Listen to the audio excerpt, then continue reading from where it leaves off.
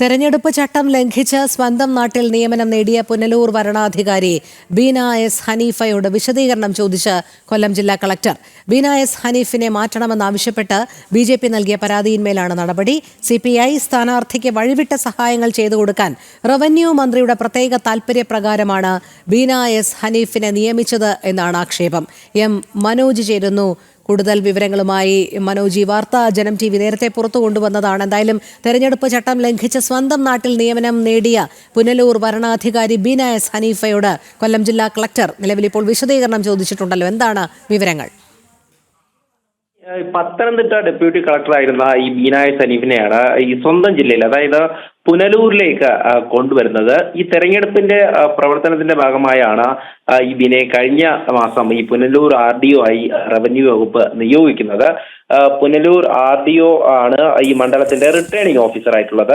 എന്തായാലും തെരഞ്ഞെടുപ്പ് നടക്കുന്ന പശ്ചാത്തലത്തിൽ ഇങ്ങനെ ഒരു നിയമനം അത് ചട്ടവിരുദ്ധമായി നടന്നു എന്നുള്ളതാണ് ഈ പരാതിയിൽ ചൂണ്ടിക്കാണിക്കുന്നത്. BJPയുടെ കൊല്ലം ഈസ്റ്റ് ജില്ലാ പ്രസിഡന്റ് രാജീവ് പ്രസാദ് നൽകിയ പരാതിയിലാണ് ഇപ്പോൾ നടപടി ഉണ്ടായിരിക്കുന്നത്. അതായത് ഈ സംഭവവുമായി ബന്ധപ്പെട്ട് ഈ വരണാധികാരിയായിട്ടുള്ള, അതായത് ജില്ലാ കളക്ടർ തന്നെ ഇപ്പോൾ വിശദീകരണം ആവശ്യപ്പെട്ടിട്ടുണ്ട്.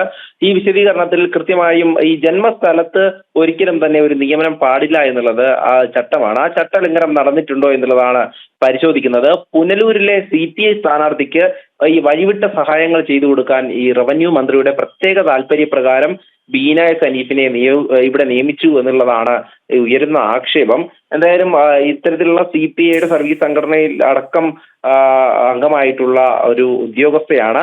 അങ്ങനെ അത്തരത്തിലൊരു കാര്യത്തിന് വേണ്ടിയാണോ ഈ പുനലൂരിലേക്ക് എന്നുള്ളതും ഈ പരാതിയിലൊക്കെ ചൂണ്ടിക്കാണിക്കുന്നു. അതോടൊപ്പം തന്നെ ഇവർ അടൂർ തഹസിൽദാർ ആയിരിക്കെ നടത്തിയിട്ടുള്ള സാമ്പത്തിക ക്രമക്കേടിൽ വിജിലൻസ് നടപടി ഉണ്ടാവുകയും ഈ പൊതുജന സമ്പർക്കമുള്ള ഓഫീസുകളിൽ നിയമനം നൽകരുതെന്നുള്ള നിർദ്ദേശവും ഉണ്ടായിരുന്നതാണ്. എന്തായാലും ഈ തെരഞ്ഞെടുപ്പുമായി ബന്ധപ്പെട്ടാണ് ഇത്തരത്തിലൊരു സ്ഥലം മാറ്റം വന്നത്. അത് ചട്ടവിരുദ്ധമായാണ് നടന്നത് എന്നുള്ളതാണ് പരാതി. ശരി, മനോജാണ് വിവരങ്ങൾ നൽകിയത്.